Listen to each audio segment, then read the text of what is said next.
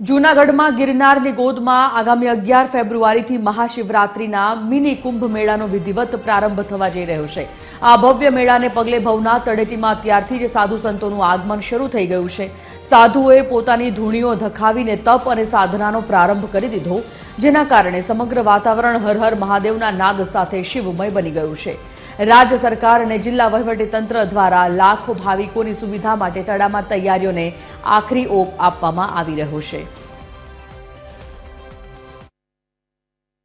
हर हर महादेवना नाद साथे भवनाथ तळेटीमां महाशिवरात्रिनो मेळो योजानार छे। आगामी 11 फेब्रुआरी 15 फेब्रुआरी सुधी जे महाशिवरात्रिनो मेळो योजाशे।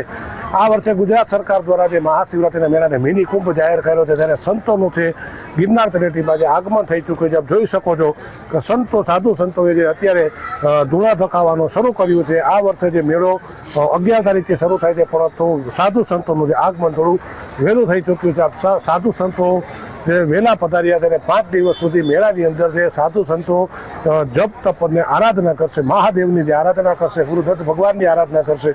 ત્યારબાદ જે મહાશિવરાત્રિના દિવસે રાત્રિના જે રવાડી અને રવાડી બાદ શાહી સ્નાન સાથે આ મેળો જે પૂર્ણ થશે, ત્યારે મા ભવનાથ તળેટીની અંદર અત્યારે જ આપ જોઈ શકો છો દ્રશ્યો સીધા TV30ની સ્ક્રીન ઉપર કે જે સાધુ સંતોનું છે જે આગમન થઈ ચૂક્યું છે અને સાધુ સંતોએ હાલમાં જે ધૂણા ધખાવવાનું શરૂ કર્યું છે। દર વર્ષે જે હજારોની સંખ્યામાં જે સાધુ સંતો છે ભવનાથ મહાશિવરાત્રિના મેળામાં તપ જપ અને સાધના કરવા આવતા હોય છે।